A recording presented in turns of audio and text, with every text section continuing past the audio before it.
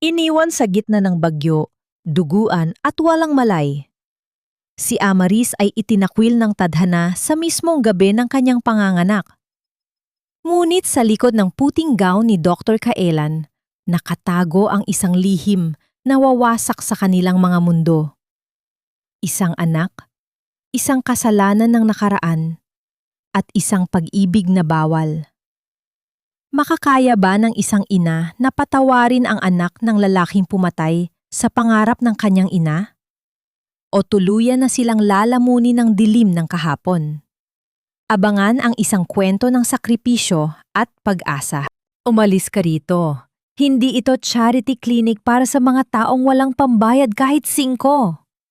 Ang boses ng gwardiya ay kasing talim ng kidlat na gumuguhit sa madilim na kalangitan ng Iloilo sa gabing yon. Malamig, walang puso, at tila isang haton ng kamatayan para sa isang babaeng wala ng lakas para lumaban. Si Amaris Lantican ay nakaluhod sa malamig at basang semento ng bukana ng ospital. Ang kanyang suot na lumang duster ay basang-basa ng ulan, dumidikit sa kanyang katawan na nanginginig hindi lang dahil sa ginaw, kundi dahil sa matinding kirot na nagmumula sa kanyang sinapupunan. Sa gitna ng bawat pag-atake ng sakit, mahigpit niyang tinitipon ang isang maliit na supot na gawa sa sako, ang tanging bitbit niya. Sa loob niyon ay isang kupas na kumot at isang maliit na bonet na siya mismo ang naghabi gamit ang mga tirang sinulid, ang tanging kayamanan na maibibigay niya sa sanggol na nagpupumilit ng lumabas sa mundong ito. Ang mansa ng dugo sa kanyang binti ay nahahaluan ng tubig ulan, ngunit mas masakit pa sa sugat ang bawat salitang ipinupukol sa kanya ng mga taong dapat sana ay nadliligtas ng buhay. Tumingala siya. Ang kanyang mga mata ay puno ng luha na agad ding tinatangay ng ulan. Sa bawat paghinga niya, tila may libu-libong karayom na tumutusok sa kanyang dibdib. Namamanhid na ang kanyang mga daliri at ang paligid ay nagsisimula ng maging malabo. Ang tanghing naririnig niya ay ang sarili niyang mabilis na tibok ng puso na tila isang tambol na nagbababala ng nalalapit na katapusan. Sa gitna ng kanyang paghihirap, isang anino ang humarang sa liwanag ng hallway. Anong nangyayari rito? Bakit hinahayaan niyo siyang nakahandusay sa labas? Ang boses na iyon ay malalim, seryoso, at may awtoridad na hindi matatanggihan. Si Dr. Kaylan Sarmiento ay nakatayo roon. Ang kanyang puting gown ay tila isang liwanag sa gitna ng kadiliman. Nang magtagpo ang kanilang mga mata, may isang kuryenteng gumapang sa katawan ni Amaris na hindi niya maipaliwanag. Hindi na hinintay ng doktor ang sagot ng gwardiya. Binuhat niya si Amaris, binaliwala ang dumi at basa sa kanyang mamahaling suot. Sa mga bisig ni Kaylan, naramdaman ni Amaris ang isang init na matagal na niyang kinalimutan. Ang pakiramdam ng pagiging ligtas. Sa loob ng delivery room, ang amoy ng alkohol at gamot ay naging saksi sa isang himala. Sa gitna ng hiyaw ng sakit at pag-asa, isinilang ang isang malusog na sanggol na lalaki. Si Elio. Ang bawat iyak ng bata ay tila isang awit ng tagumpay laban sa malupit na tadhana. Pagod at namumutla, nakita ni Amaris ang paghanga sa mga mata ng doktor habang hawak nito ang sanggol. Ngunit ang katahimikan ng gabi ay muling bumasag sa isang mas malupit na paraan. Matapos ang ilang oras, habang si Amaris ay mahimbing na natutulog, si Kaylan ay nasa loob ng kanyang opisina. Hawak niya ang isang pirasong papel, ang resulta ng isang mabilisang pagsusuri na ginawa niya dahil sa isang kakaibang kutob nang makita niya ang mga katangian ng bata. Ang kanyang mga kamay ay nagsimulang manginig. Ang bawat letra sa papel ay tila nagiging apoy na tumutupok sa kanyang katinuan. Ang resulta ng DNA configuration ay hindi nagsisinungaling. Ang batang isinilang ng babaeng pulubi na kanyang iniligtas ay may 79% pagkakatugma sa sarili niyang dugo. Tila tumigil ang pag-ikot ng mundo para kay Kaylan. Ang mga alaala ng isang gabing puno ng kalituhan sa isang piyesta sa probinsya Maraming taon na ang nakalilipas ay bumalik na parang isang malakas na agos ng tubig. Ang babaeng iniwan niya ng walang paalam ay ang babae ngayon ay nasa silid ng kanyang ospital. Walang kaalam-alam na ang taong tumulong sa kanya ay ang parehong lalaking nagtanim ng binhi ng kanyang pagdurusa. Napahawak si Kaylan sa kanyang nararamdaman ang bigat ng isang katotohanan ng mas mabigat pa sa anumang kasalanan. Nakatingin siya sa kawalan habang ang dilim ng gabi ay tila lumalamon sa kanyang buong pagkatao. Paano ko haharapin ang bukas kung ang batang tinawag kong milagro ay ang buhay na ebidensya ng aking pinakamalaking pagkakamali? Huwag mo isipin ang bayad. Ang mahalaga ay ligtas kayo ng anak mo. Ang mga salitang iyon ni Dr. Kaylan ay tila isang mainit na haplos sa gitna ng naninigas na mundo ni Amaris. Nakaupo siya sa gilid ng hospital bed. Yakap-yakap si Elio na mahimbing na natutulog sa loob ng isang manipis na kumot. Ang puting ilaw ng ward ay tila naglalantad sa bawat pasa at kapaguran sa mukha ni Amaris. Ngunit ang kanyang mga mata ay nananatiling nakatitig sa doktor na tila hindi makapaniwala. Paano magiging ganito kabait ang isang taong hindi naman niya kaano-ano? Sa mundong kinalakhan niya, ang bawat tulong ay may kapalit at ang bawat ngiti ay may nakatagong patalim. Inilapag ni Kaylan ang isang tray ng pagkain sa maliit na mesa sa tabi ng higaan. Ang amoy ng mainit na sopas ay humahalo sa matapang na amoy ng alkohol sa loob ng ospital. Isang amoy na nagpapaalala kay Amaris na wala siya sa kalsada, kundi sa isang lugar na nagbigay sa kanya ng pangalawang pagkakataon. Napansin ni Amaris ang mga daliri ni Kaylan. Malinis, mahahaba, at tila hindi kailanman humawak ng maruming trabaho. Bakit niyo po ito ginagawa, Dok? Mahinang tanong ni Amaris. Ang kanyang boses ay paos, halos isang bulong na lamang sa gitna ng ingay ng mga gulong ng stretchers sa labas ng silid. Wala akong maibabayad sa inyo. Kahit isang taon ako magtrabaho, hindi ko mababayaran ang operasyon at ang gamot. Tumigil si Kaylan sa kanyang pag-aayos ng mga papeles. Hindi siya makatingin ng diretsyo sa mga mata ni Amaris dahil sa bawat saglit na gawin niya iyon, ang papel ng DNA result sa loob ng kanyang bulsa ay tila nagiging mas mabigat. Ramdam niya ang tibok ng sarili niyang puso, mabilis at puno ng kaba. Paano niya sasabihin na ang bawat sentimong ibinayad niya ay galing sa perang, dapat sana ay para sa anak niya? Na ang kabaitang ito ay hindi lamang awa, kundi isang huling hiling ng kanyang konsensya? Ituring mo na lang na utang na loob ito sa tadhana, Amaris. Sagot ni Kaylan, pilit na pinatitibay ang kanyang boses. May bakanteng posisyon sa kantinang ospital. Maliit lang ang sahod, pero may matitirhan kayo sa staff quarters. Doon, mababantayan ko ang kalusugan ni Elio habang nagtatrabaho ka. Ang pangalan ng kanyang anak na binanggit ng doktor ay nagbigay ng kakaibang kurot sa puso ni Amaris. May kung anong lambing sa boses ni Kaylan tuwing binibigkas ang Elio. Isang himig na tila pag-aari ng isang amang matagal nang nangulila. Dumaan ang mga araw na tila isang panaginip. Si Kaylan ay naging anino ng proteksyon sa buhay ng mag-ina. Siya ang nagdadala ng mga gatas na hindi kayang bilhin ni Amaris.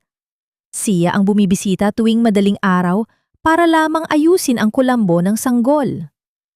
Ang bawat pag-aalaga ni Kaylan ay tila isang gamot na unti-unting naghihilom sa mga sugat ng nakaraan ni Amaris. Ngunit sa likod ng bawat ngiti ng doktor ay may isang bagyong pilit niyang ikinukubli. Isang gabi, habang naglalakad si Kaylan sa madilim na hallway ng ospital, patungo sa kanyang sasakyan, naramdaman niya ang pag-vibrate ng kanyang cellphone. Ang pangalang lumitaw sa screen ay sapat na para magpalamig sa kanyang dugo. Don Valerio Sarmiento calling. Nanginginig ang kanyang kamay nang sagutin niya ang tawag. Ang boses ng kanyang ama sa kabilang linya ay mabigat, puno ng awtoridad at walang bahid ng emosyon. Kaylan, narinig ko ang balita. Bakit nag-aaksaya ka ng pondo ng ospital para sa isang pulubi at sa kanyang anak?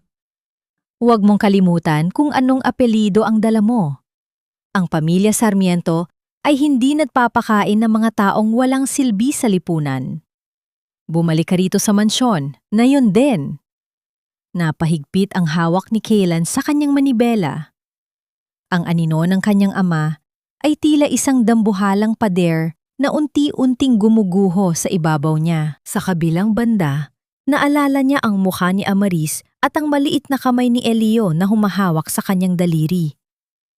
Paano ko poprotektahan ang aking anak mula sa sarili kong pamilya kung ang dugo ng taong kinamumuhian ko ang nananalaytay sa kanyang mga ugat? Magkano ba ang kailangan mo? Sabihin mo lang ang presyo at layuan mo na ang pinsan ko bago pa kita ipakaladkad sa labas ng ospital na ito. Ang boses ni Lucinda Sarmiento ay matalas at puno ng panghahamak. Tila isang patalim na hinihiwa ang hangin sa loob ng maliit na silid sa staff quarters. Nakatayo siya roon, suot ang isang mamahaling seda na pulang damit na tila sumisigaw ng karangyaan, isang malaking kaibahan sa kupas at tagpi-tagping kurtina ng silid. Ang bawat salita niya ay may kasamang aling-asaw ng mamahaling pabango na sa halip na magbigay ng bango ay tila nakakasuffocate sa liit ng espasyo. Sa harap niya, si Amaris ay dahan-dahang itinigil ang pagtitiklop ng isang lumang lampin. Ang kanyang mga kamay ay magaspang dahil sa paglalaba at pagtatrabaho sa kantin ay bahagyang nanginginig. Nararamdaman niya ang init na umaakyat sa kanyang mga pisingi. Hindi dahil sa hiya, kundi dahil sa matinding galit na pilit niyang ikinukulong sa kanyang dibdib. Dahan-dahang lumingon si Amaris, tinitigan ang babaeng itinuturing ang sarili na reyna ng Iloilo. Hindi ko po kailangan ang pera niyo, ma'am. Narito ako dahil binigyan ako ng pagkakataon ni Dr. Sela na magtrabaho ng marangal. Isang mapait na tawa ang kumawala sa mga labi ni Lucinda. Humakbang siya ng mas malapit. Ang tunog ng kanyang matitigas na sapatos sa sahig ay tila mga hampas ng latigo sa gitna ng katahimikan. Marangal? Huwag mo akong lokohin, Hija. Alam ko ang mga katulad mo. Isang tingin pa lang sa mga kuko mong may dumi, alam ko nang linta ka na naghahanap ng mayamang host na masisipsipan. Ginagamit mo ang awa para mapalapit kay Kaylan. Pero tandaan mo ito. Ang basurang tulad mo ay kailanman hindi magiging bahagi ng pamilya Sarmiento. You are just a temporary charity case. Kapag nagsawa na ang pinsan ko sa paglalaro ng Good Samaritan, itatapon ka rin niya pabalik sa imburnal na pinanggalingan mo. Ang bawat salita ni Lucinda ay tila mga kuko na kumakalmot sa dignidad ni Amaris. Nararamdaman niya ang pagsikip ng kanyang lalamunan. Ang bawat hininga ay tila may kasamang bubog. Gusto niyang sumigaw. Gusto niyang itaboy ang babaeng ito. Ngunit nanatiling nakatikom ang kanyang mga labi. Alam niyang sa isang maling galaw, ang tanging bubong na nagpoprotekta sa kanyang anak ay mawawala. Biglang gumalaw si Elio sa loob ng kanyang munting, duyan na gawa sa ratan. Ang mahinang ungol ng sanggol ay tila isang babala na nagpatahimik sa paligid. Agad na humakbang si Amaris patungo sa duyan. Ang kanyang buong katawan ay naging tila isang kalasag na humaharang sa paningin ng mapanghamak na si Lucinda. Ngunit huli na. Ang matatalas na mata ng senyora ay nakatuon na sa loob ng munting higaan. Dahan-dahang lumapit si Lucinda, hindi alintana ang pag-atras ni Amaris. Yumuko siya ng bahagya. Ang kanyang mga mata ay naniningkit habang pinagmamasdan ang bawat kurba ng mukha ni Elio. Ang matangos na ilong, ang hugis ng mga labi, at ang pamilyar na kurbada ng no na tila isang kopya ng isang taong kilalang kilala niya. Ang hangin sa loob ng silid ay tila naging yelo. Isang malamig na ngiti ang gumuhit sa mga labi ni Lucinda. Isang ngiting hindi mo malaman kung dahil sa tuwa o dahil sa isang madilim na planong nabubuo sa kanyang isipan. Kay gandang bata, bulong ni Lucinda, Ngunit ang boses niya ay walang bahid ng paghanga. Parang nakita ko na ang mukhang ito sa mga lumang painting sa mansyon ng mga Sarmiento. Sabihin mo sa akin, Amaris, sino ba talaga ang ama ng batang ito? O baka naman plano mo ring gamitin ang inosenteng mukhang ito para sa iyong malaking jackpot? Umalis na po kayo, ma'am, sagot ni Amaris. Ang kanyang boses ay nanginghinig sa takot na nahaluan ng determinasyon. Mahigpit niyang hinawakan ang gilid ng duyan. Ang kanyang mga kuko ay bumaon sa kahoy hanggang sa maramdaman niya ang bahagyang sakit. Huwag ninyong idamay ang anak ko sa galit ninyo sa akin. Tumuwid ng tayo si Lucinda at inayos ang kanyang mamahaling alahas na kumikinang sa ilalim ng malamig na bumbilya. Tumingin siya kay Amaris nang may halong pandidire. Tila ba ang babaeng nasa harap niya ay isang mansa na kailangang burahin sa lalong madaling panahon. Huwag kang mag-alala, hindi ko siya idadamay. Dahil kung tama ang hinala ko, ang batang yan ang magiging susi para tuluyan kang mawala sa landas namin. Tandaan mo ito, Amaris. Ang pamilya Sarmiento ay hindi pumapayag na madungisan ang kanilang pangalan ng isang bastardong galing sa lansangan. Sisiguraduhin ko na sa susunod na magkita tayo, hindi mo na magagawang tumingin sa akin ng diretsyo. Sa isang marahas na pagpihit, lumabas si Lucinda sa silid. Ang tunog ng kanyang mga sapatos ay tila mga huling pintig ng katahimikan bago ang isang malaking unos. Naiwan si Amaris na nang hihina, dahan-dahang napaupo sa sahig habang yakap ang kanyang sariling tuhod. Ang bawat patak ng kanyang luha ay tila humahapdi sa kanyang mga pisingi. Nilingo niya si Elio na muling nahimbing, walang kaalam-alam na ang kanyang mukha ay naging mitsa ng isang digmaang hindi pa man nagsisimula ay tila talo na ang kanyang ina. Sa gitna ng dilim, isang tanong ang paulit-ulit na bumubulong sa isipan ni Amaris. Hanggang kailan ko kayang protektahan ang aking anak kung ang kalaban ko ay ang mismong dugo na nananalaytay sa kanyang mga ugat? Hindi napansin ni Amaris na sa labas ng bintana, may isang pares ng mga mata ang kanina pa nanonood. Isang taong lihim na nagmamasid. Hawak ang isang lihim na maaaring magpabago sa kapalaran ng lahat.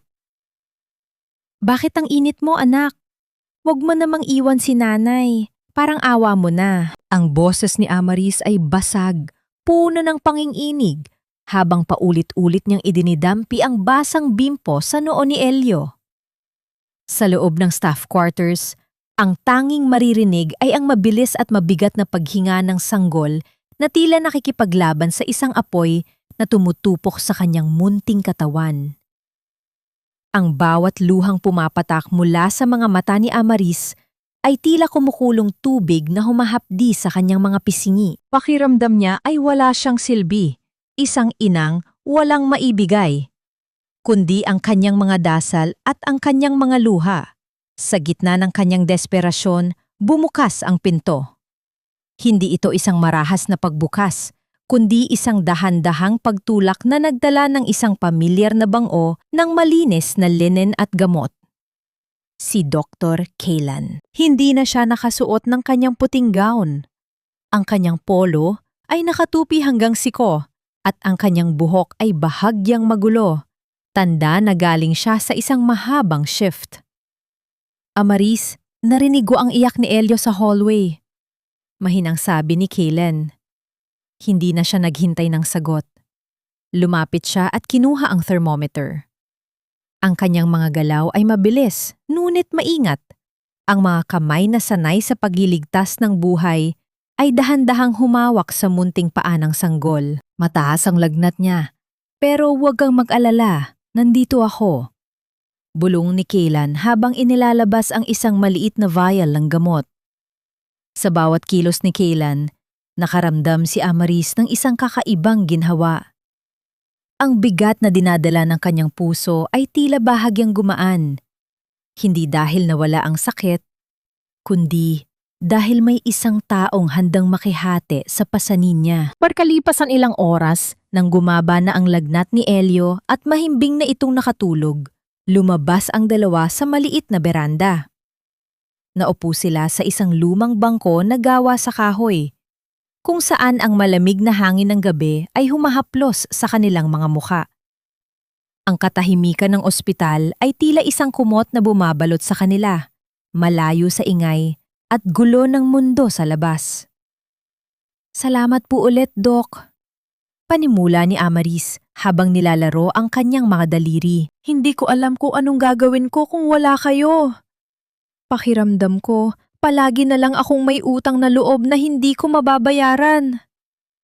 Tumingin si Kaylan sa malayo, sa mga bituin na tila mga tuldok ng liwanag sa madilim na langit. Hindi mo kailangang magbayad, Amaris. Ang makita lang si Elio na lumalaking malusog, sapat na yon sa akin. Dahan-dahang humarap si Kaylan sa kanya. Sa ilalim ng malamig na liwanag ng buwan, ang mga mata ng doktor ay tila naglalantad ng isang lihim na matagal nang ikinukulong. May isang kuryenteng gumapang sa pagitan nila. Isang pakiramdam na higit pa sa pasasalamat, higit pa sa pagkakaibigan. Inabot ni Kaylan ang kamay ni Amaris. Ang kanyang palad ay mainit, magaspang ngunit puno ng katapatan. Unti-unting lumapit ang mukha ni Kaylan sa kanya. Naamoy ni Amaris ang hininga nito na may amoy ng kape at mint. Ang tibok ng puso niya ay tila isang tambol na nagwawala sa loob ng kanyang dibdib. Sa isang saglit, naramdaman niya ang init ng hininga ni Kaylan sa kanyang mga labi. Gusto niyang pumikit. Gusto niyang hayaan ang sarili na malunod sa sandaling iyon. Ngunit bago pa man magtagpo ang kanilang mga labi, biglang napaatras si Kaylan. Ang kanyang mga mata na kanina ay puno ng pagsinta, ay biglang napuno ng takot at matinding pagsisisi. Naalala niya ang papel sa kanyang bulsa, naalala niya ang mukha ng kanyang ama. Naalala niya na ang bawat halik na ibibigay niya ay isang panloloko dahil sa isang katotohanang hindi pa niya kayang aminin. Tumayo si Kaylan ng biglaan. Halos matumba ang bangko sa bilis ng kanyang pagkilos. Sorry, Amaris. Hindi ko dapat ginawa iyon. Kailangan ko nang umalis. Naiwan si Amaris na tulala. Ang kanyang kamay ay nakahawak pa rin sa kanyang labi, na tila hinahanap ang init na biglang nawala. Ang bawat pintig ng kanyang puso ay napalitan ng isang malalim na pangtataka at isang panibagong sugat. Bakit sa tuwing pakiramdam ko ay ligtas na ako, tila may isang pader na muling humaharang sa atin? May itinatago ka ba, Kaylan, na mas masakit pa sa katotohanang ako ay mahirap lang? Ang bawat pilak ng kwintas na ito ay kinalawang na sa luha ni nanay. Pero ang tatak na ito, hinding-hindi ko makakalimutan ang hugis na ito. Sa loob ng maliit at madilim na staff quarters, ang tanging nagbibigay ng liwanag ay ang isang pundi na bumbilya na tila naghihingalo sa kisame. Hawak ni Amaris ang isang maliit at kalawanging lata ng biskwit, ang tanging baul ng kanyang mga alaala.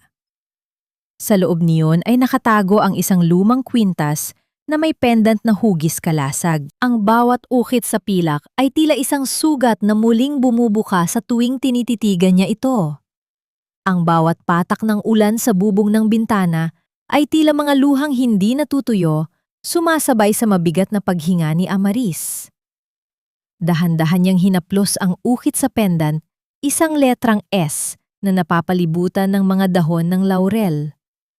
Ito ang simbolo na nakita niya sa malaking gate ng mansyong nadadaanan niya noon.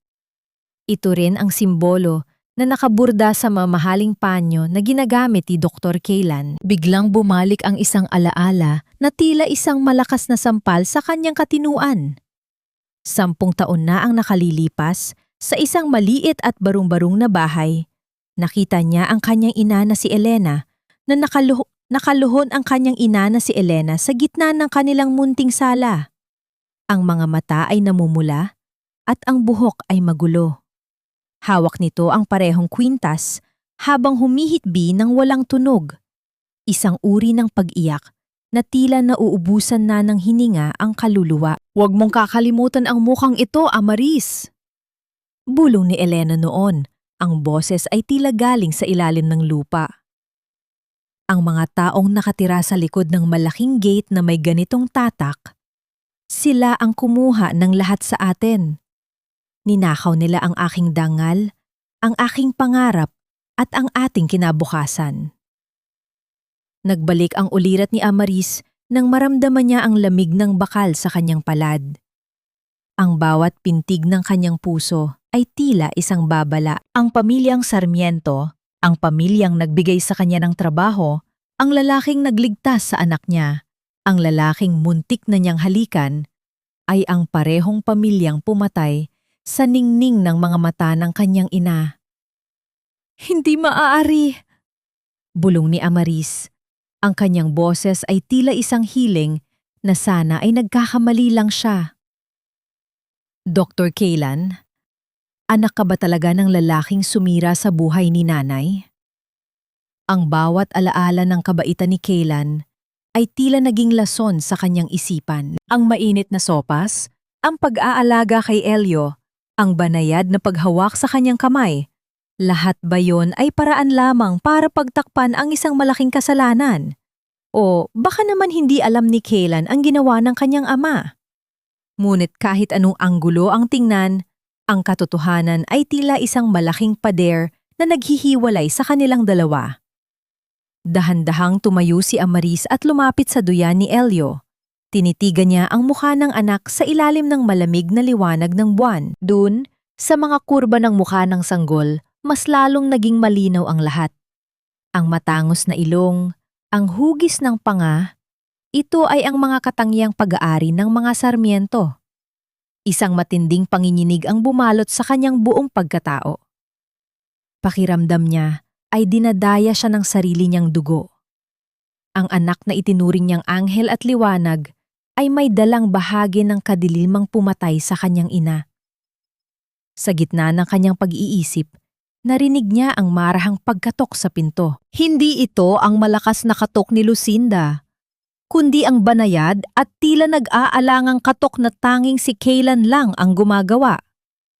Ang tunog ng kahoy na tumatama sa kahoy ay tila isang hatol na nagpatahimik sa buong silid. Hindi gumalaw si Amaris.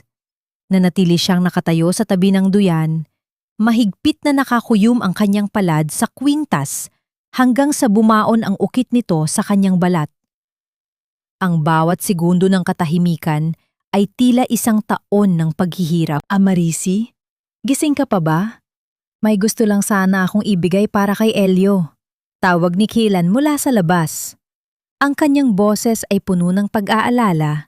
Ang boses na dati ay nagbibigay ng kapayapaan kay Amaris, ngunit ngayon ay tila isang ingay na nagpapaalala sa kanya ng lahat ng sakit.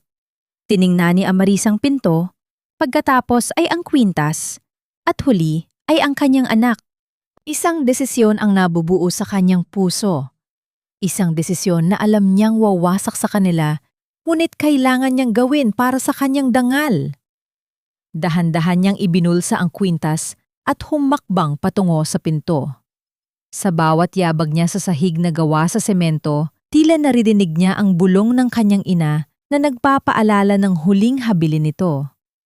Paghawak niya sa trangka ng pinto, isang malamig na pawis ang gumapang sa kanyang likuran. Binuksan niya ang pinto at bumungad sa kanya ang nakangiting mukha ni Kaylan, hawak ang isang maliit na laruang gawa sa kahoy. Ngunit bago pa man makapagsalita ang doktor, ang mga salitang lumabas sa bibig ni Amaris ay tila isang balang tumama sa gitna ng dibdib ni Kaylan. Sino si Valerio Sarmiento sa buhay mo, Dok? Ang ngiti sa mga labi ni Kaylan ay biglang madlaho, napalitan ng isang matinding gulat at pamumutla na tila ba nakakita siya ng isang multo sa gitna ng gabi. Ang laruang hawak niya ay dahan-dahang nadulas sa kanyang mga daliri at bumagsak sa sahig, gumagawa ng isang tuyot na tunog na tila isang huling hantungan ng kanilang ugnayan. Sabi ko na nga ba, hindi lang pagiging pulubi ang kaya mong gawin. Magnanakaw ka rin pala. Ang boses ni Lucinda ay umalingaw-ngaw sa loob ng kantin ng ospital, kasing talim ng isang latigo na humahampas sa katahimikan ng umaga. Ang lahat ng mga nurse, doktor, at mga pasyenteng kumakain ay sabay-sabay na napalingon. Ang ingay ng mga kutsara at tinidor ay biglang napalitan ng isang nakabibinging pananahimik. Si Amaris ay nakatayo sa likod ng counter, hawak pa ang isang basahan na ginagamit niya sa paglilinis. Ang kanyang mga kamay ay amoy sabon at mantika, mga kamay na buong umagang nagtrabaho para lamang may maipakain sa kanyang anak. Sa harap niya, si Lucinda ay nakatayo nang may kasamang 2 gwardiya. Ang kanyang mukha ay puno ng isang mapaglarong pot. "Ma'am, wala po akong kinuha." Mahinang sagot ni Amaris habang nararamdaman niya ang pagsisimula ng panginginig ng kanyang tuhod. Ang bawat mata na nakatingin sa kanya ay tila mga palasong tumutusok sa kanyang pagkatao. "Buong umaga po akong narito sa kantin, nagtatrabaho ng maayos." "Huwag mo akong daanin sa paawa, Amaris." Singhali Lucinda, sabay hablot sa lumang sako na bag ni Amaris na nakapatong sa ilalim ng counter. "Nawawala ang aking diamond bracelet matapos kitang makasalubong sa hallway kanina. At alam nating lahat na sa hirap ng buhay mo, gagawin mo ang lahat para magkapera." Sa isang marahas na pagbaliktad, ibinuhos ni Lucinda ang laman ng bag ni Amaris sa ibabaw ng lamesa. Nalaglag ang isang maliit na suklay, ang tirang tinapay na itinabi ni Amaris para sa kanyang tanghalian, at ang ilang barya na pinag-ipunan niya para sa bakuna ni Elio. Ngunit sa gitna ng mga abubot na yon, isang bagay na kumikinang ang lumitaw, isang pulseras na gawa sa ginto at diamante, tila nanunuya sa gitna ng karuhaan. Ang mundo ni Amaris ay biglang naging abo. Ang kanyang puso ay tila tumigil sa pagtibok at ang paligid ay nagsimulang umikot. Hindi niya naramdaman ang pagbitaw ng kanyang kamay sa basahan. Narinig na lamang niya ang mahinang pagbagsak nito sa sahig. "Hindi sa akin yan!" Bulong niya. Ngunit ang kanyang boses ay tila nalunod sa malakas na bulungan ng mga tao sa paligid. Nakita niya ang pagkadismaya sa mga mata ng kanyang mga katrabaho. Ang mga taong akala niya ay naging kaibigan na niya. Ang bawat bulong ay tila isang hatol. Magnanakaw, walang utang na loob. Linta. "Dalhin niyo na siya sa presinto." Utos ni Lucinda sa mga gwardiya. Isang tagumpay ng ngiti ang dahan-dahang gumuhit sa kanyang mga labi. Nang hawakan ng mga gwardiya ang kanyang mga braso, doon lamang nagising ang diwa ni Amaris. Hindi para sa sarili niya, kundi para sa anak niya. "Sandali! Ang anak ko! Si Elio! Nandoon siya sa quarters! Kailangan niya ako!" Ngunit walang nakikinig. Kinaladkad siya palabas ng kantin. Ang kanyang mga paa ay sumasadsad sa makinis na sahig ng ospital. Sa malayo, mula sa direksyon ng staff quarters, narinig ni Amaris ang isang pamilyar na tunog. Ang iyak ni Elio. Isang iyak na puno ng gutom at takot, tila tinatawag ang kanyang ina na unti-unti nang inilalayo sa kanya. Ang bawat hakbang palayo sa iyak ng kanyang anak ay tila isang hibla ng kanyang puso na pilit na binubunot. Lumingon si Amaris sa hallway. Umaasang lilitaw si Kaylan, umaasang ililigtas siya nito mula sa impyernong ito.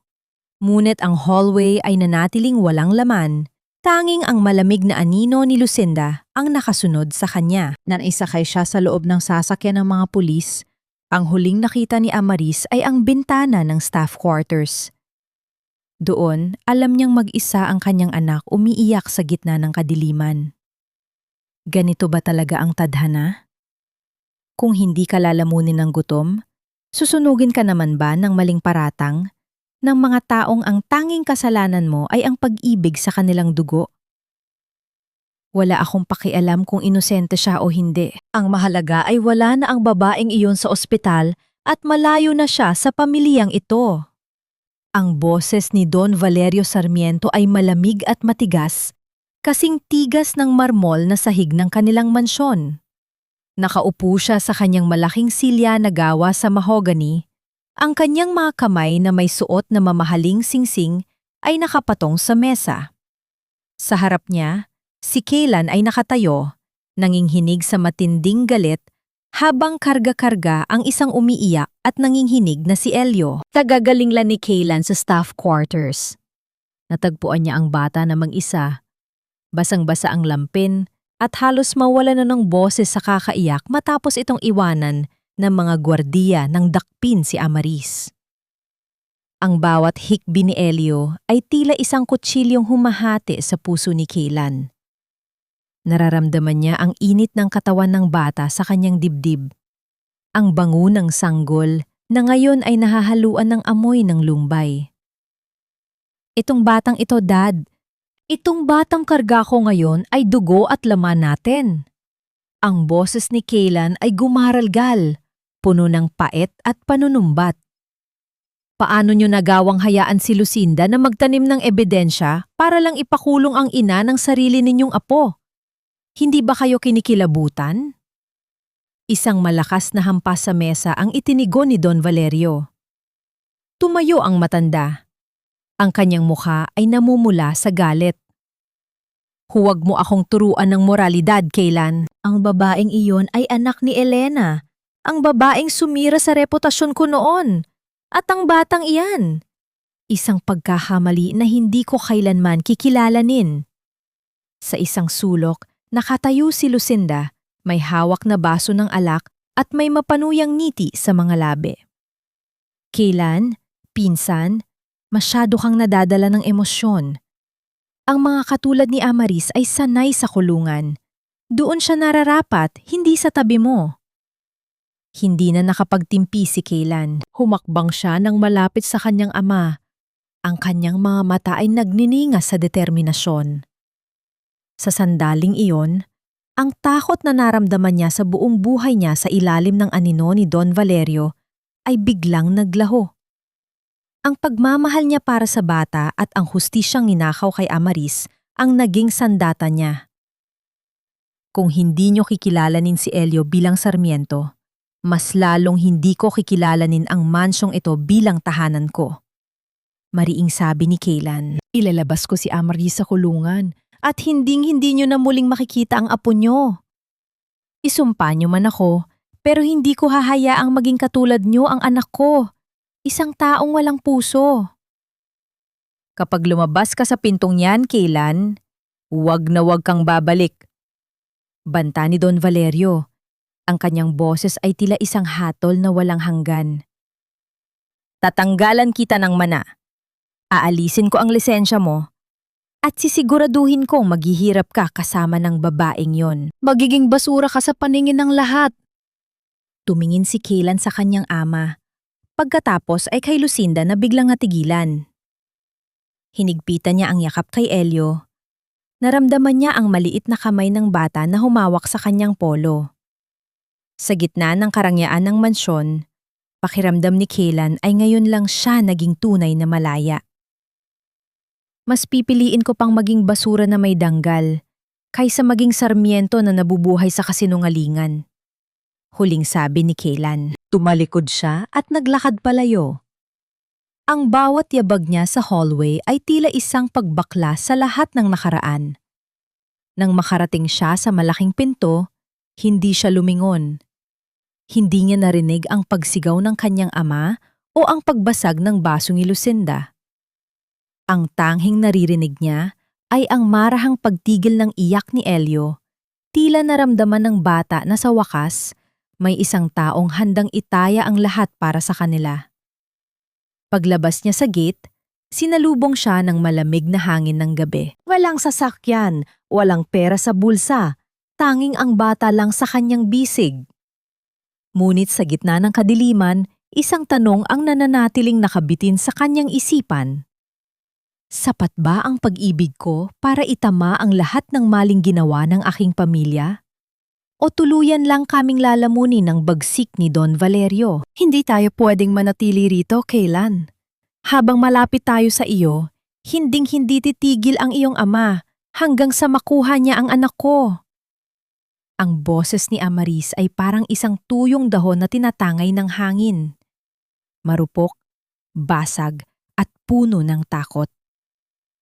Nakatayo sila sa ilalim ng isang malungkot na poste ng ilaw sa labas ng presinto. Katatapos lang siyang ilabas ni Kaylan, matapos itong gamitin ang huling impluwensyang natitira sa kanyang pangalan para bawiin ang kaso. Ngunit ang kalayaang ito ay tila isang pansamantalang silong lamang sa gitna ng isang malakas na bagyo. Nakatitig si Amaris kay Kaylan. Nakita niya ang pagod sa mga mata ng doktor, ang gusot na polo nito, at ang paraan ng pagkapit nito kay Elio na tila ba ito na ang huling angkla niya sa mundo. Gusto niyang yakapin si Kaylan. Gusto niyang magpasalamat dahil tinalikuran nito ang lahat para sa kanila.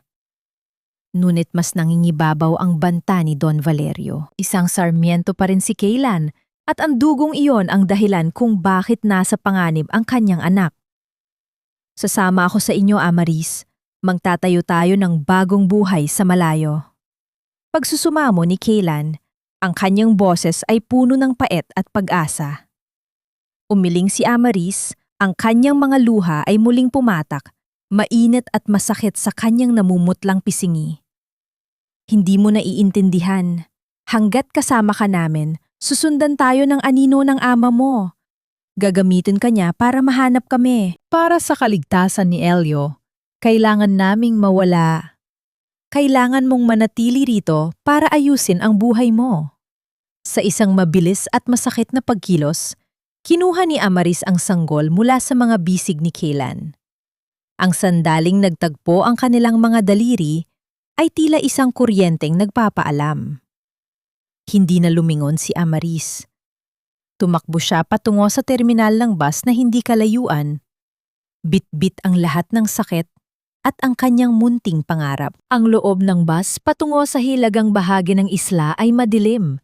Tanging ang asul na ilaw sa kisame ang nagbibigay ng anino sa mga pasaherong mahimbing na natutulog.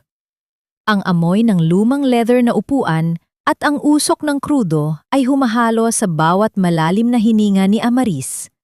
Nararamdaman niya ang bawat yanig ng sasakyan sa hindi patag na kalsada. Bawat pagtalbog ay tila isang paalala na inilalayo na siya ng tadhana sa lalaking minamahal niya. Nakatitig si Amaris sa bintana. Pinagmamasdan ang mga puno at poste ng kuryente na mabilis na naglalaho sa dilim. Ang refleksyon ng kanyang mukha sa salamin ay tila isang estranggero. Puno ng hapis, walang kasiguraduhan. Niyakap niya ng mahigpit si Elio, na ngayon ay tahimik na dumedede sa kanyang dibdib. Sa bawat pagpikit niya, nakikita niya ang mukha ni Kaylan na nakatayo sa ilalim ng ulan, mag-isa at wasak. "Patawarin mo ako, Kaylan," bulong niya sa hangin. Ang kanyang boses ay nalunod sa ugong ng makina ng bus. "Ginagawa ko ito para hindi ka na muling masaktan ng sarili mong pamilya. Mas pipiliin ko ng maging mag-isa kaysa makita kang unti-unting pinapatay ng konsensya mo." Lumipas ang 10 oras. Ang bawat minuto ay tila isang taon ng pagdurusa.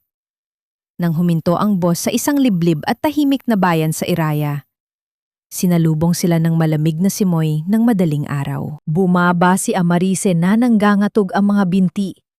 Wala siyang kakilala, walang sapat na pera, at ang tanghing bitbit niya ay ang sako na naglalaman ng ilang pirasong damit ni Elio. Naglakad siya sa gitna ng hindi pa sementadong kalsada. Ang tunog ng kanyang mga tsinelas sa lupa ay tila isang malungkot na ritmo sa katahimikan ng madaling araw. Tumigil siya sa tapat ng isang maliit na kapilya, naupo sa hagdanang gawa sa semento at niyakap ang kanyang sarili. Ang langit ay dahan-dahang nagbabago mula sa itim patungo sa kulay abo. Ngunit ang puso ni Amaris ay nananatiling nasa ilalim ng kadiliman. Paano ako magsisimula sa lugar na ito kung ang tanging dala ko ay ang pangalan ng taong dapat ko nang kalimutan? At paano kung balang araw matuklasan ni Elio na ang kanyang ina ay isang takas mula sa sarili nitong kaligayahan? Sa di kalayuan, isang matandang babae ang dahan-dahang nagbubukas ng pintuan ng isang maliit na dampa. Tinititigan ang estrangerong babaeng nakaupo sa tapat ng kapilya na tila pasan ang buong mundo. Ang bawat titik sa papel ay tila mga patak ng dugo na matagal nang natuyo, nagpapaalala sa isang kasalanang hindi kailanman mabubura ng panahon. Sa gitna ng madilim at maalikabok na silid-aklatan ng mansyon ng mga Sarmiento, si Kaylan ay nakaluhod sa sahig, pinaliligiran ng mga lumang dokumento at mga envelope na kulay kape na sa sobrang kalumaan. Ang tanging liwanag ay nagmumula sa isang maliit na flashlight na nakapatong sa mesa. Ang sinag nito ay sumasayaw sa mga alikabok na lumilipad sa hangin. Pagod ang kanyang mga mata, may malalim na itim sa ilalim ng mga ito, tanda ng mga gabing walang tulog simula nang mawala si Amaris. Palihim siyang bumalik sa mansyon habang ang kanyang ama ay nahihimbing sa kabilang silid. Hirap huminga dahil sa lumalalang sakit sa puso. Sa kanyang paghahanap ng mga katibayan para linisin ang pangalan ni Amaris, natagpuan niya ang isang lihim na latsi sa ilalim ng lamesa ni Don Valerio. Sa loob niyon ay ang mga sulat ni Elena, ang ina ni Amaris. Binasa ni Kaylan ang huling sulat. Ang kanyang mga kamay ay nanginginig sa bawat salitang kanyang nababasa. Ang boses ni Elena sa kanyang isipan ay tila isang pagsusumamo mula sa kabilang buhay. Valerio, hindi ko hinihingi ang iyong yaman para sa aking sarili. Hinihingi ko ito para sa ating anak na si Amaris. Siya ay nagugutom. Siya ay walang matuluyan. Parang awa mo na, huwag mong hayaang magbayad ang inosenteng bata sa ating pagkakamali. Sa likod ng sulat, may isang maikling nota na nakasulat sa magkaibang panulat. Ang sulat kamay ni Lucinda. Itago ito.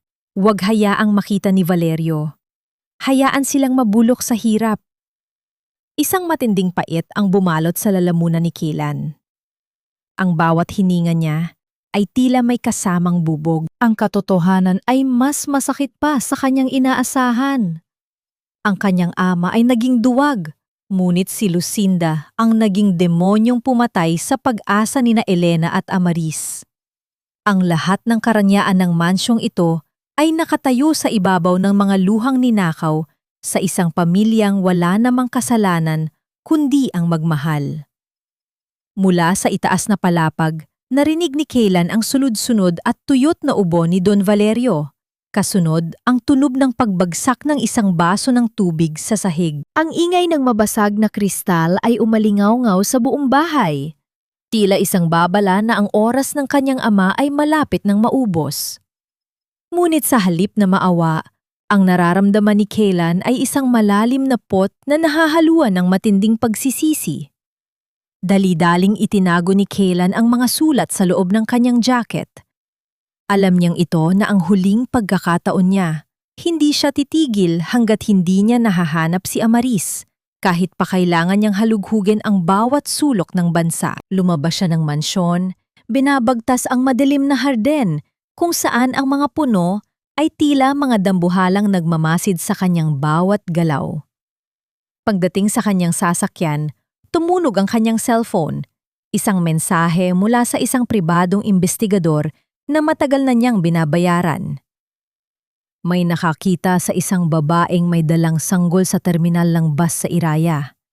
Naghahanap siya ng matutuluyan sa isang liblib na baryo sa paanan ng bundok. Ang puso ni Kaylan ay tila tumalon sa kanyang dibdib. Isang mabilis na init ang dumaloy sa kanyang mga ugat. Tila isang kandilang muling sinindihan sa gitna ng isang madilim na kuweba. Hindi siya nag-aksaya ng panahon. Pinaandar niya ang makina ng sasakyan. Ang tunog nito ay tila isang hudyat ng kanyang huling misyon. Iraya, bulong ni Kaylan habang nakatingin sa mahabang kalsada na tila walang katapusan. Pakiusap, Amaris. Hintayin mo ako. Huwag mo sanang isara ang pintuan ng puso mo bago ko pa maipaliwanag ang lahat. Habang bumibilis ang takbo ng sasakyan, isang maliit na bituin ang sumilip sa gitna ng makapal na ulap, tila isang gabay sa gitna ng kawalan. Ngunit sa likod ng kanyang isipan, isang takot ang nananatili. Paano kung ang pagdating niya sa Iraya ay hindi magdala ng kapayapaan, kundi isang panibagong sugat na hinding-hindi na maghihilom? Huwag mong dungisan ang lupang ito ng iyong presensya, Kaylan. Ang bawat hakbang mo rito ay nagpapaalala sa akin ng lahat ng kinuha ninyo sa amin. Ang boses ni Amaris ay hindi sumisigaw, ngunit ang bawat salita niya ay kasing lamig ng hanging nanggagaling sa tuktok ng bundok ng Iraya. Nakatayo siya sa pintuan ng isang maliit na silid-aralan na gawa sa kawayan at nipa. Sa kanyang mga kamay ay hawak niya ang isang pirasong chalk na nabali sa gitna dahil sa higpit ng kanyang pagkakahawak. Ang amoy ng basang lupa at sariwang damo sa paligid ay tila naging mapait sa kanyang panlasa nang makita niya ang lalaki na katayo sa tapat ng bakod. Si Kaylan ay mukhang hindi na ang makisig at dekalidad na doktor na nakilala ni Amaris sa Iloilo. Ang kanyang polo ay marumi, ang kanyang mukha ay puno ng balbas, at ang kanyang mga mata ay lubog sa pagod. Ngunit sa likod ng kapagurang iyon, may isang ningning ng pagsusumamo na tila humihingi ng tawad sa bawat segundong lumilipas. Ang tunog ng kanyang mga yabag sa tuyong dahon ay tila isang kumpas ng tadhana na pilit na binabalikan ang isang pahinang dapat ay tapos na. Amaris, hindi ako napunta rito para saktan ka, mahinang sabi ni Kaylan. Ang kanyang boses ay tila isang paos na awit. Dala ko ang katotohanan. Dala ko ang mga sulat ni Elena. Nalaman ko ang lahat, Amaris. Ang lahat ng ginawa ni Lucinda. Isang mapait na ngiti ang gumuhit sa mga labi ni Amaris. Humakbang siya palabas. Ang bawat galaw niya ay puno ng dignidad sa kabila ng kanyang simpleng kasuotan. Ang katotohanan? Huli na ang katotohanan mo, Kaylan. Namatay ang nanay ko sa hirap habang ang tatay mo ay nagpapakasasa sa yaman. Nakulong ako dahil sa pinsan mo habang ikaw ay nananatiling isang Sarmiento. Sa tingin mo ba ay mabubura ng ilang pirasong papel ang lahat ng luhang pumatak sa mga mata ko? Nararamdaman ni Amaris ang panginginig ng kanyang dibdib. Gusto niyang tumakbo patungo kay Kaylan. Gusto niyang umiyak sa kanyang mga bisig at sabihing pagod na siyang magtago. Ngunit sa tuwing titingin siya sa lalaki, nakikita niya ang mukha ni Don Valerio. Nakikita niya ang rehas ng kulungan. Nakikita niya ang bawat gabing nagugutom sila ni Elio dahil sa takot na matunton ng mga Sarmiento. Biglang bumukas ang pinto ng maliit na dampa sa likuran ni Amaris. Isang maliit na bata ang lumabas. Naglalakad ng pasuray-suray, ngunit may sigla. Si Elio.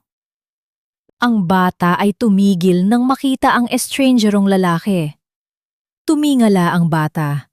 Ang kanyang mga mata ay kasing ningning ng mga bituin at ang kanyang maliit na kamay ay dahan-dahang ituro ang doktor. Tay? Ang munting tinig ni Elio ay umalingaw-ngaw sa gitna ng katahimikan ng hapon. Tatay! Tila tumigil ang paghinga ni Amaris. Ang salitang iyon ay tila isang kidlat na tumama sa gitna ng kanyang puso. Mabilis niyang binuhat ang bata. Itinatago ang mukha nito sa kanyang leeg. Ang bawat pintig ng puso ni Elio na nadarama niya sa kanyang balat ay tila isang paalala ng kanyang panunumpa na hinding-hindi niya hahayaang malason ang bata ng dugong Sarmiento. Umalis ka na, Kaylan. Ulit ni Amaris habang ang kanyang mga luha ay nagsisimulang pumatak sa buhok ng kanyang anak. Ang apelyido mo ay lason sa amin. Ang bawat sandaling nandito ka ay panganib para sa anak ko. Kung totoong mahal mo kami, ibigay mo na sa amin ang katahimikang ninakaw ninyo. Nakatayo si Kaylan, hindi makagalaw, habang pinagmamasdan ang mag-ina na dahan-dahang pumapasok sa loob ng silid-aralan. Ang bawat hakbang ni Amaris palayo sa kanya ay tila isang pintong nagsasara ng tuluyan. Ang tunog ng paglock ng pinto ay tila isang hatol na hinding-hindi na magbabago. Napaluhod si Kaylan sa gitna ng kalsada. Ang kanyang mga kamay ay bumaon sa tuyong lupa. Nakatingin siya sa saradong pinto, habang ang anino ng papalubog na araw ay tila lalong nagpapahaba sa kanyang kalungkutan. Paano ko ituturo sa aking anak ang kahulugan ng pag-ibig kung ang tanging pamana ko sa kanya ay ang pot na iniwan ng aking ama? Lumuhod ka, Lucinda. Tapos na ang iyong mga kasinungalingan. Ang boses ni Dr. Kilan ay parang isang dagundong ng kulog sa gitna ng matahimik na plaza ng Iraya. Sa harap ng maliit na kapilya, kung saan nagtitipon ang mga taga-nayon para sa hapon, isang marangyang itim na sasakyan ang nakaparada. Tila, isang malaking sugat sa gitna ng mapayapang kapaligiran. Nakatayo si Kaylan. Hawak ang mga lumang sulat ni Elena na nakuha niya sa mansyon, habang ang kanyang mga mata ay nakatuon sa kanyang pinsan na si Lucinda. Si Lucinda ay nakatayo sa tabi ng sasakyan, namumutla sa ilalim ng kanyang makapal na makeup. Ang kanyang mga kamay ay nanginginig habang pilit na inaayos ang kanyang mamahaling Hermes na bag. Kaylan, ano bang sinasabi mo? Nababaliw ka na ba? Pinapahiya mo ang pamilya Sarmiento sa harap ng mga taong ito. Hindi ako ang nagpapahiya sa pamilya, Lucinda. Ikaw, sigaw ni Kaylan. Humakbang siya ng mas malapit, bawat yabag niya sa tuyong lupa ay tila isang hakbang patungo sa hustisya. Narito ang ebidensya. Ang mga sulat na itinago mo, ang mga perang ninakaw mo mula sa tulong na dapat ay para kina Amaris. Ginamit mo ang kapangyarihan mo para ipakulong ang isang inosenteng ina. Sa gitna ng tensyon, dahan-dahang bumukas ang pinto ng sasakyan. Lumabas si Don Valerio, inaalalayan ng isang personal nurse. Ang matanda ay tila isang anino na lamang ng kanyang dating makapangyarihang sarili. Ang kanyang balat ay kulay abo, ang kanyang mga mata ay malalim, at ang bawat hininga niya ay may kasamang tunog ng paghihirap. Pagkakita kay Amaris na nakatayo sa malayo, yakap si Elio, tila may kung anong nabasag sa loob ni Don Valerio. Amaris, ang mahinang tawag ng matanda, ang kanyang boses ay tila isang tuyot na dahon na tinatangay ng hangin. Hiha, patawarin mo ako. Ang bawat tao sa plaza ay natahimik. Ang tanging maririnig ay ang mahinang pagaspas ng mga dahon ng nyog sa itaas. Si Amaris ay hindi makagalaw. Nararamdaman niya ang matinding pait na humahalo sa awa habang tinititigan ang lalaking naging sanhi ng lahat ng paghihirap ng kanyang ina. Ang galit na matagal na niyang iniingatan ay tila isang pader na unti-unting nagkakalamat sa harap ng katotohanang ang taong kinamumuhian niya ay naghihingalo na. Don Valerio, ang boses ni Amaris ay puno ng pang-inginig. Ang mga salita niyo ay hindi maibabalik ang nanay ko. Ang pagluhod niyo ay hindi mabubura ang bawat gabing umiiyak ako sa loob ng selda habang ang anak ko ay nagugutom. Dahan-dahang lumapit si Don Valerio, bawat hakbang ay tila isang sakripisyo. Sa harap ni Amaris, sa harap ng lahat ng mga taga-Iraya, ang matandang Sarmiento ay dahan-dahang bumaba patungo sa kanyang mga tuhod. Ang tunog ng kanyang mga tuhod na tumatama sa tuyong lupa ay tila isang hatol na nagpatahimik sa buong mundo. Patawarin mo ako. Hindi ko alam ang lahat ng ginawa ni Lucinda, pero naging bulag ako sa sarili kong karangalan. Hikbi ni Don Valerio. Narito ako para ibalik ang lahat.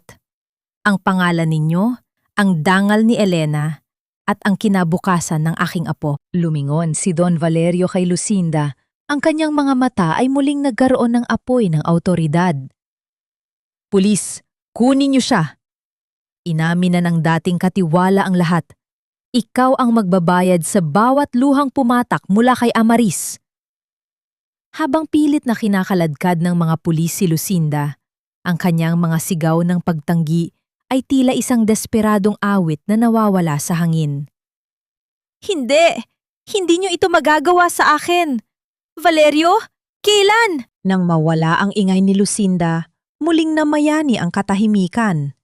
Tumingala si Don Valerio kay Amaris, ang kanyang mga kamay ay nanginghinig habang iniaabot ang isang maliit at lumang locket, ang kaisa-isang bagay na hiningi ni Elena bago ito pumanaw. Ito ang huling hiling ni Elena, Bulong ng matanda. Sana ay makahanap ka ng kapayapaan sa iyong puso, Amaris. Biglang napahawak si Don Valerio sa kanyang dibdib. Ang kanyang muka ay lalong namutla at ang kanyang mga mata ay dahan-dahang tumirik. Napasigaw si Kaylan at agad na sumalo sa kanyang ama bago ito tuluyang bumagsak sa lupa. Sa gitna ng kaguluhan, nakatayo pa rin si Amaris, hawak ang loket habang pinagmamasdan ang lalaking nagbigay sa kanya ng sugat at ngayon ay nag-iiwan ng isang huling hiling ng pagpapatawad. Naramdaman ni Amaris ang mahigpit na hawak ni Elio sa kanyang damit. Tumingin siya sa kanyang anak. Pagkatapos ay kay Kaylan na pilit na isinasalba ang buhay ng kanyang ama. Sa sandaling iyon, isang mabigat na tanong ang nanatiling nakaukit sa kanyang isipan. Sapat ba ang huling hininga ng isang taong nagsisisi para punan ng isang buhay na puno ng pang-aapi? O ang pagpapatawad ba ay isang pasaning mas mabigat pa sa poot? Ang alat ng dagat ay tila humahalo sa tamis ng bawat ngiti. Isang hudyat na ang mga luhang pumatak noon ay dahan-dahan na ring tinatangay ng agos ng pagpapatawad. Sa dalampasigan ng Iloilo, kung saan ang buhangin ay kulay ginto sa ilalim ng papalubog na araw, ang hangin ay may dalang amoy ng asin at sariwang bulaklak. Ang marahang paghampas ng mga alon sa pampang ay tila isang banayad na musika na nagbibigay ng kapayapaan sa bawat pusong naroroon. Wala ang maranyang dekorasyon ng mansyon, wala ang mga mamahaling hiyas, tanging ang init ng sikat ng araw at ang pagmamahal ng mga taong tunay na nagmamalasakit ang pumupuno sa paligid. Nakatayo si Amaris, suot ang isang simpleng puting damit na gawa sa koton. Ang kanyang buhok ay malayang tinatangay ng hangin at sa kanyang mga mata ay wala na ang bakas ng takot o pot. Hawak niya si Elio na suot din ng isang maliit na puting barong. Ang bata ay tumatawa. Ang kanyang mga munting kamay ay pilit na inaabot ang tubig na dahan-dahang dumadaloy sa kanyang mga paa.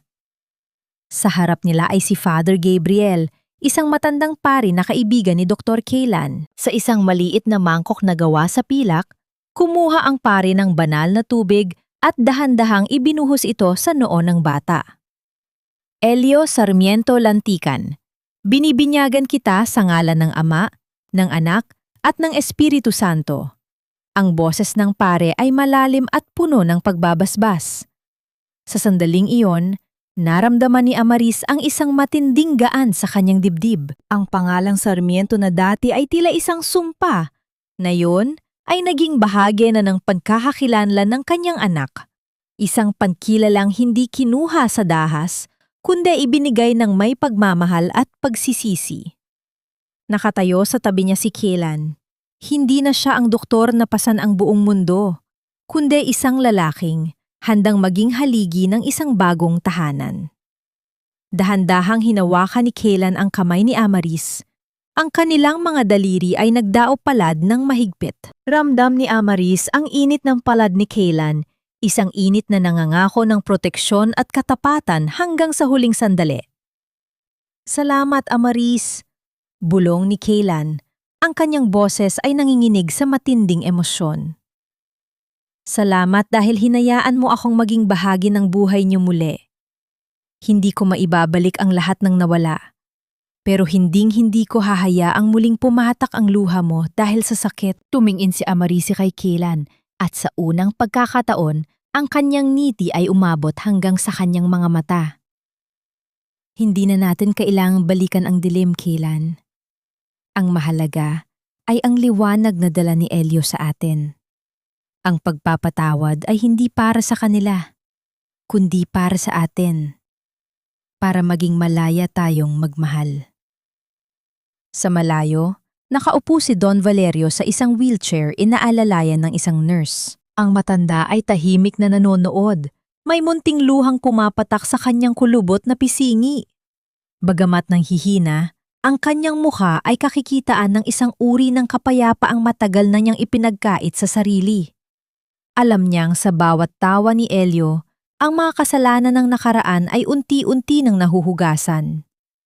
Nang matapos ang seremonya, Naglakad ang mag-anak sa tabing dagat. Ang mga bakas ng kanilang mga paa sa basang buhangin ay tila isang kwento ng kanilang paglalakbay. Mula sa hirap, patungo sa sakit, at ngayon ay sa isang bagong simula. Huminto sila sa tapat ng papalubog na araw kung saan ang langit ay nagdidikit sa dagat sa isang linyang kulay, kahel at lila. Inakbayan ni Kaylan si Amaris at dahan-dahang isinandal ng babae ang kanyang ulo sa balikat ng doktor. Pinanood nila ang araw na dahan-dahang naglalaho sa abot-tanaw habang si Elio ay mahimbing na natulog sa mga bisig ng kanyang ina. Ang katahimikan ng gabi ay nagsisimula ng bumalot sa paligid, ngunit sa loob ng kanilang mga puso, ang araw ay tila nagsisimula pa lamang sumikat. Ano ang susunod nating gagawin? Mahinang tanong ni Amaris. Tumingin si Kaylan sa malawak na karagatan, ang kanyang mga mata ay puno ng pag-asa. Bubuuin natin ang pangarap ni Elena. Magtatayo tayo ng isang lugar kung saan walang inang muling iiyak at walang batang muling magugutom.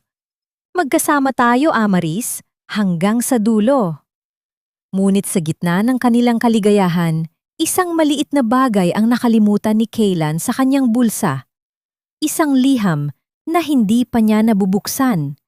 Isang liham na nanggaling sa kulungan kung saan naroon si Lucinda. Ang anino ng nakaraan ay tila hindi pa tuluyang nawawala, ngunit sa piling ng isa't isa, handa na silang harapin ang anumang unos na darating.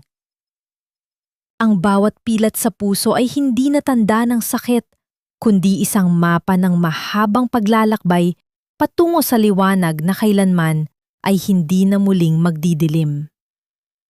3 taon ang mabilis na lumipas mula nang ang mga alon sa dalampasigan ng Iloilo ay naging saksi sa binyag ni Elio. Ngayon, sa tapat ng isang bagong gusaling gawa sa matibay na nara at may malalaking bintanang salamin, nakatayo si Amaris. Ang gusali ay may nakaukit na pangalan sa itaas ng pintuan. Liwanag ni Elena. Isang sentro para sa mga ina at anak. Ito ang katuparan ng kanyang pangarap. Isang silungan para sa mga kababaihang tulad niya noon na walang matakbuhan sa gitna ng unos. Ang amoy ng bagong pinturang pader at ang halimuyak na mga bulaklak ng sampagita sa paligid ay humahalo sa ingay ng mga bata na masayang nagtatakbuhan sa malawak na harden. Sa bawat tawa ng mga batang naroroon, nararamdaman ni Amaris ang dahan-dahang paghilom ng huling sugat sa kanyang puso. Ang bawat hapdi ng nakaraan ay tila naging pataba sa lupang kinatatayuan niya ngayon. Dahan-dahang lumapit si Kaylan sa kanya, may hawak na 2 baso ng malamig na katas ng prutas. Nakasuot siya ng simpleng polo, malayo sa pormalidad ng ospital. Ngunit ang ningning sa kanyang mga mata ay mas maliwanag pa sa anumang medalyang nakuha niya bilang doktor. Inakbayan niya si Amaris, at sa sandaling iyon, ang katahimikan sa pagitan nila ay puno ng mga salitang hindi na kailangang bigkasin. Nagawa natin, Amaris. Mahinang sabi ni Kaylan. Ang kanyang boses ay puno ng paghanga habang pinagmamasdan ang sentro. Ang pangarap ng nanay mo, buhay na rito. Mumiti si Amarise at isinandig ang kanyang ulo sa balikat ng asawa.